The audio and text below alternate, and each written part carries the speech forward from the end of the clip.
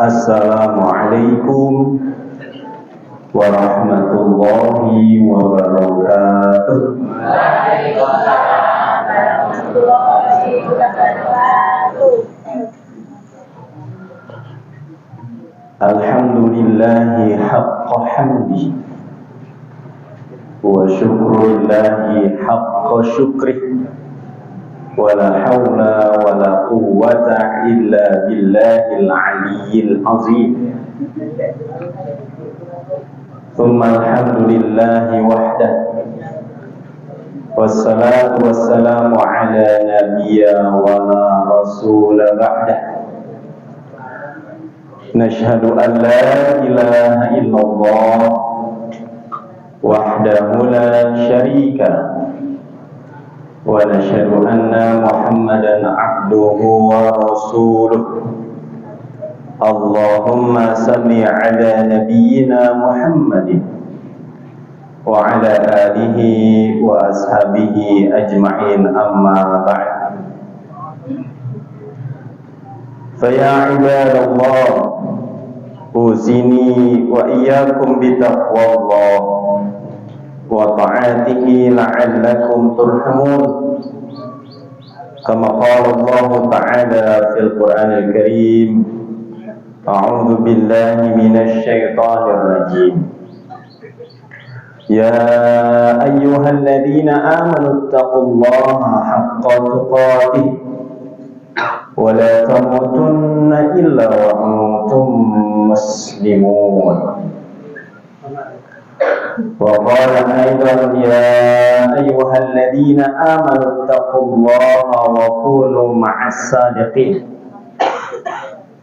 Wa qala aidan wa aqimus salata wa atuz zakata warka'u ma'ar raki'in. Wa qala Rasulullah sallallahu alaihi wasallam, ittaqillaha haitsu ma kunta wa ittaqillaha mastata'tum. Wa qala aidan fi haditsin ukhra, antum a'lamu bi umuri dunyakum.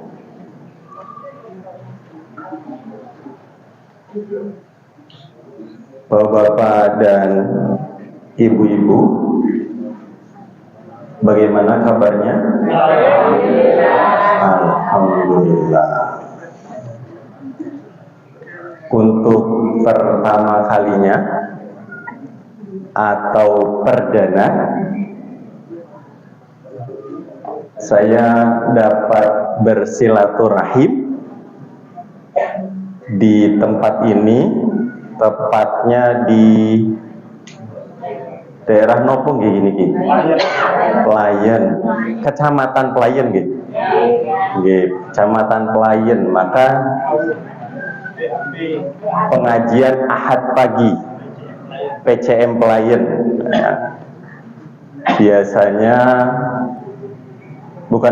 sudah beberapa kali silaturahim di pimpinan ranting Muhammadiyah Gading.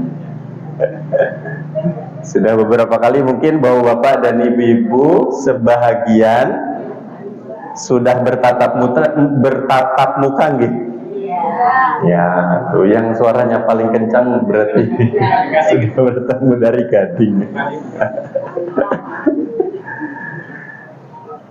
Saya sangat berbahagia bahwa bapak ibu-ibu bisa bersilaturahim di tempat ini.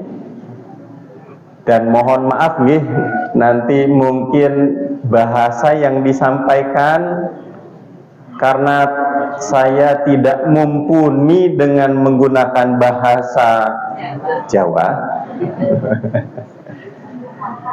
Bahasa Jawa yang dimaksud Jawa Tengah nggih. Jadi karena apa? Karena saya berasal dari pelosok Jawa Barat. Pelosok Jawa Barat. Kenapa saya sebut pelosok Jawa Barat? Karena kelahiran saya, tempat tinggal saya itu di ujung Jawa Barat, tapi mendekati Jakarta. Depok. Ya, Depok. Jadi artinya kenapa saya sebut pelosok? Karena di ujung. Meskipun secara apa ya istilahnya, teritorial lebih mendekati ke ibu kota Indonesia, Jakarta. Bahkan bapak-bapak, ibu-ibu, saya tidak bisa mengucapkan atau tidak bisa mengerti bahasa Sunda. Padahal asline saking Jawa Barat. Ya. Aslinya dari Jawa Barat. Yang seharusnya orang Jawa Barat, asli Jawa Barat itu bisa mengucapkan bahasa Sunda dan mengerti bahasa Sunda. Tapi karena berdekatan dengan Jakarta, ternyata budaya Jakarta lebih kuat daripada budaya Jawa Baratnya. Sehingga ada banyak yang menyebut orang Depok itu adalah Betawi Depok. Gitu. Maka bapak-bapak, ibu-ibu mungkin mengenal atau mengetahui dengan istilah atau singkatan Jabodetabek. Ya, apa Jabodetabek? Jakarta, Depok, Tangerang, Bekasi. Ya. Karena memang faktanya orang-orang Jakarta yang terkena gusuran. Apa gusuran gitu? Disingkirkan, waduh. Kayaknya kasar ya kalau disingkirkan. Ya, dipinggirkan. Itu yang tadinya asli, biasanya daerah elit Jakarta itu Sudirman, Tamrin, Kuningan. Elit itu maksudnya perkantoran. Nah itu orang-orang asli Betawi, meskipun beberapa masih ada, itu setelah digusur minggir berpindah, beralih lokasi dari Jakarta, lalu kemudian banyak tinggal di pinggir wilayah Jakarta, di antaranya Bekasi, Depok, Tangerang. Bahkan kalau sekarang ada juga yang sudah sampai dengan Bogor. Bahkan kalau bekerja bapak-bapak, ibu-ibu, itu ada yang tinggal di puncak dataran tinggi Jawa Barat, itu kerjanya di Jakarta. Jadi mereka perjalanan kurang lebih itu sekitar 2-3 jam. Bayangkan bapak-bapak, ibu, setiap hari berarti kalau bolak-balik 4-6 jam. Masya Allah itu, Pak. Jadi kira-kira usianya habis di jalan. Ya. Bapak-bapak, ibu-ibu, ada yang sudah pernah di Jakarta? Gimana rasanya di Jakarta? Panas. Apalagi? Macet, bising, ruwet, mumet. Ya. Jadi alhamdulillah bapak-bapak, ibu-ibu, atas izin Allah beberapa waktu lalu diminta oleh PCM klien bersilaturahim dengan bapak-bapak dan ibu-ibu sekalian. Saya sangat berbahagia. Kenapa berbahagia? Karena mungkin yang dari PRM atau PRA Gading sudah pernah saya sampaikan. Karena sebenarnya sejak lulus dari MI Muhammadiyah di Kukusan, Kelurahan Kukusan, Kecamatan Beji, Kota Depok, Jawa Barat, setelah lulus dari sana, saya dikirim oleh orang tua saya untuk hijrah, untuk pindah. Kemana? Pindah belajar, pindah studi, atau melanjutkan belajar, melanjutkan studi di Muallimin Muhammadiyah Yogyakarta. Jauh. Masih kecil itu, kelas 1 SMP, pindah ke Muallimin Muhammadiyah Yogyakarta. Alhamdulillah sampai husnul khotimah. Husnul khotimah artinya apa nggih? Berakhir dengan baik. Kenapa disebut berakhir dengan baik? Karena alhamdulillah 6 tahun bisa lulus. Ternyata memang banyak sejak kelas 1 yang tidak sampai kelas 6. Bahkan sebelum kelas 3 di Muallimin saja sudah lulus terlebih dahulu. Gak kuat. Ya, mungkin tidak betah. Nah, yang tidak betah ini terkadang yang lulus lebih dahulu penyebabnya diantaranya apa ya? Ya karena memang sejak awal mungkin dipaksa orang tuanya, bukan pilihan dirinya. Sehingga sampai di Muallimin terkadang agar dia bisa segera lulus membuat masalah. Sehingga menjadi terkenal. Terkenal buat masalah, terkenal akhirnya lulus lebih awal.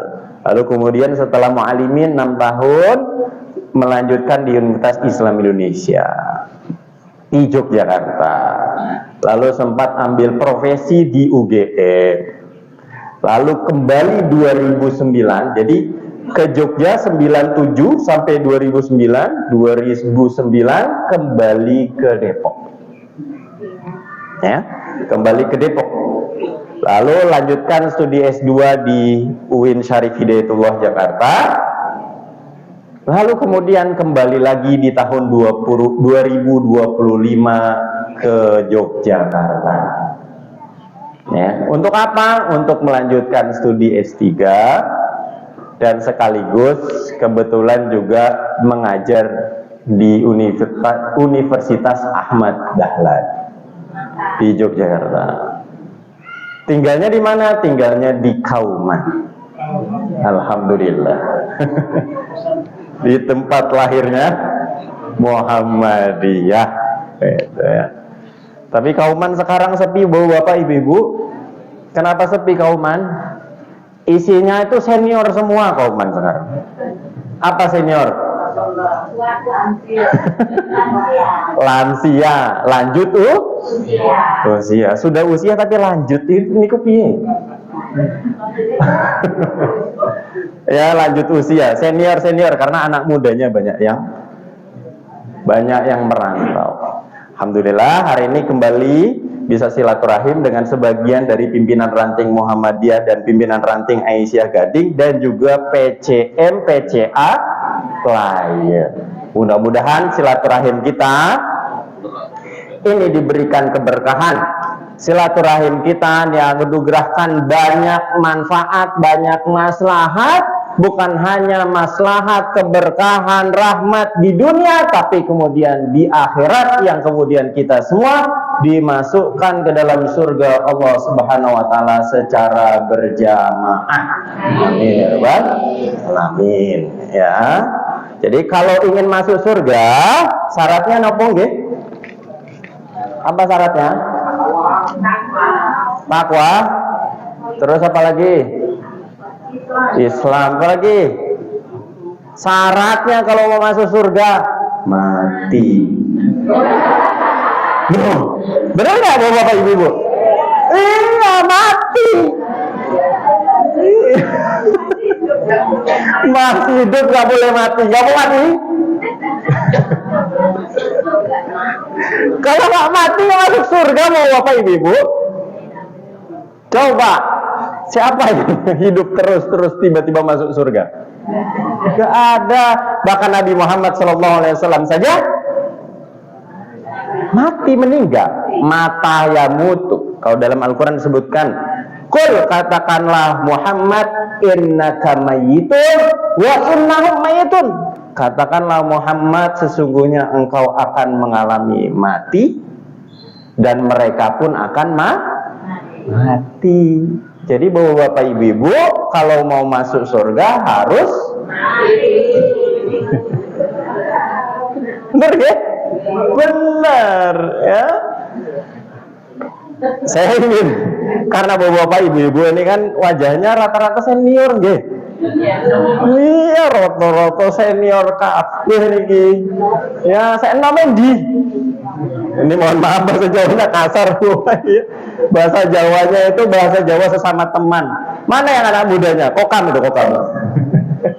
Wah, siap. Kokamnya udah hampir agak-agak mau senior ya ini. Ya?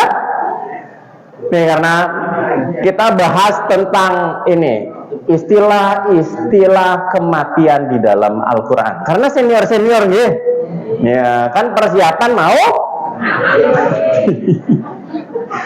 ya kan mati tidak mesti ditentukan oleh senior ataupun yang junior.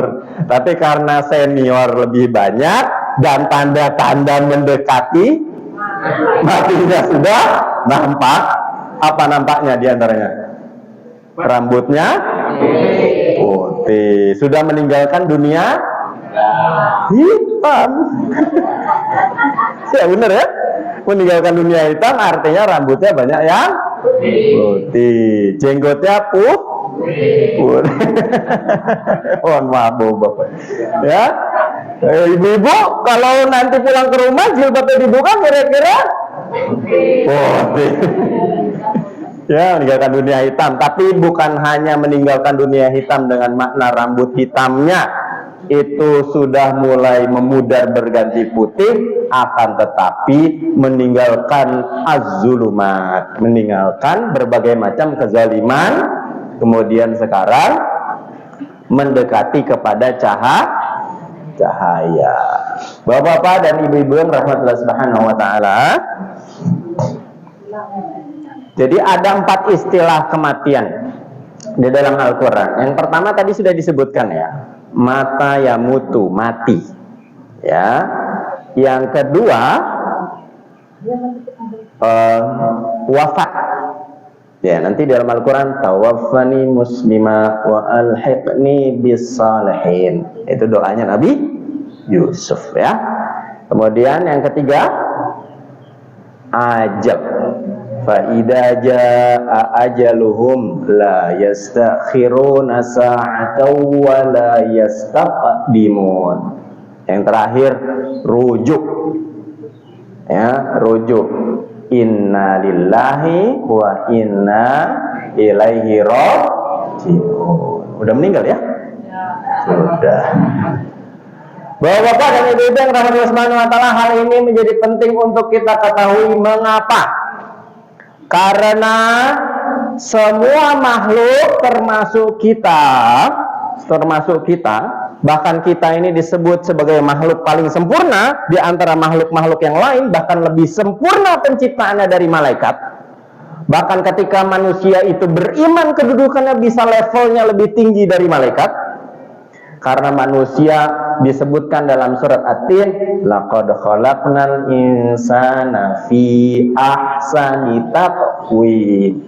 Jadi Allah Subhanahu wa taala menciptakan manusia dengan sebaik-baik bentuk penciptaan. Paling tidak kita memahaminya, manusia itu tercipta dari 3 unsur. Unsur pertama, Allah telah menciptakan roh terlebih dahulu. Ya, ruh terlebih dahulu, yang roh itu sejak belum bertemu dengan jasad sudah diminta persaksian. Ya, sudah diminta persaksian. Yang kemudian dalam Al-Quran disebutkan alastu birabbikum qalu bala syahidna. Jadi sebenarnya roh kita sejak awal potensinya mengakui Allah sebagai Tuhan, satu-satunya Tuhan. Nah, itu sejak awal begitu Bapak Ibu. Sehingga kalau ada bayi baru lahir, lalu kemudian langsung wafat, atau terkadang wafat di dalam kandungan, maka ketika dia wafat, maka berikutnya akan masuk ke dalam surga Allah Subhanahu wa ta'ala. Karena masih membawa potensi fitrah yang pertama tadi. Ya, potensi bertauhid, ya, potensi berislam. Ya, karena aslama yuslimu islaman artinya tunduk, patuh dan pasrah. Karena ketika berislam itu kita harus tunduk dan patuh serta pasrah. Ya, karena masih membawa itu. Lalu kemudian yang kedua, manusia itu unsur yang kedua ada jasadnya. Ya, betul? Ada jasadnya. Bapak-bapak, ibu-ibu punya jasad? Ada yang nggak punya jasad di sini? Jangan-jangan makhluk halus. Tapi makhluk halusnya mesti ada, ya? Mesti ada. Nih bapak-bapak di atas kepalanya, di bawahnya, di kanan kiri, depan belakang. Ya, jangan-jangan berputar di dalam pikiran kita. Itu ada jin, ya, jin yang kemudian menyimpang. Nah, karena jin itu kan ada dua, ya, ada yang beriman, ada yang kufur. Jin yang kufur pertama kali kufur disebut iblis. Wa idh qulna lil malaikati isjudu li adama fasajadu illa iblis. Nah, iblis itu dikategorisasikan adalah makhluk Allah dari bangsa jin yang pertama kali membangkang karena tidak mau tunduk, tidak mau sujud kepada Adam. Gitu ya. Malaikat sujud. Ya, malaikat tidak mungkin membantah karena memang terus patuh kepada Allah. La ya'suna ma amarahum wa yaf'aluna ma yu'marun. Kalau dalam himpunan putusan tarjih itu kalimatnya begitu. Malaikat itu punya ciri tidak pernah maksiat dan selalu melakukan apa yang diperintahkan oleh Allah Subhanahu wa ta'ala. Ya, sujud. Nah, jin ini karena merasa diciptakan dari api, ya, khuliqatil malaika min nur wa khuliqal janna min marjin min nar. Malaikat diciptakan dari cahaya. Dalam hadis Nabi SAW disebutkan begitu. Dan jin diciptakan dari nyala api. Jin ini kemudian tidak mau tunduk, tidak mau patuh kepada perintah Allah. Karena apa? Merasa dirinya lebih hebat, lebih baik karena berasal dari api, sementara Adam dari tanah. Wa khuliqa Adam mimma wusifa lakum. Dan Nabi Adam alaihissalam sebagai manusia pertama itu diciptakan dari sesuatu yang sudah dijelaskan. Nah, dalam Al-Quran disebutkan min turab, min tin, gitu ya. Ya. Ada jasadnya, bapak-bapak, ibu-ibu kita ini. Kemudian yang ketiga apa? Ada apanya kita? Manusia itu ada ruh, jasad, terus apa ya? Ada akalnya. Akal. Ya, akal ini pun nang pundi nggih, gimana? Akal itu di mana, bapak-bapak, ibu-ibu? Di sini ya. Kita sering bilang di sini ya. Akal, gitu ya. Nah, ini yang kemudian menjadikan manusia sebagai makhluk yang sempurna. Karena ada makhluk lain punya jasad, tidak punya akal. Ada jasad, ada ruhnya, tapi tidak ada akalnya. Ada makhluk lain, makhluk ruh, tidak ada jasadnya, tapi ada akalnya. Itu jin kan? Ya, jin ada akalnya. Maka yang berakal suka usil biasanya. Ya, ada nggak jin usil?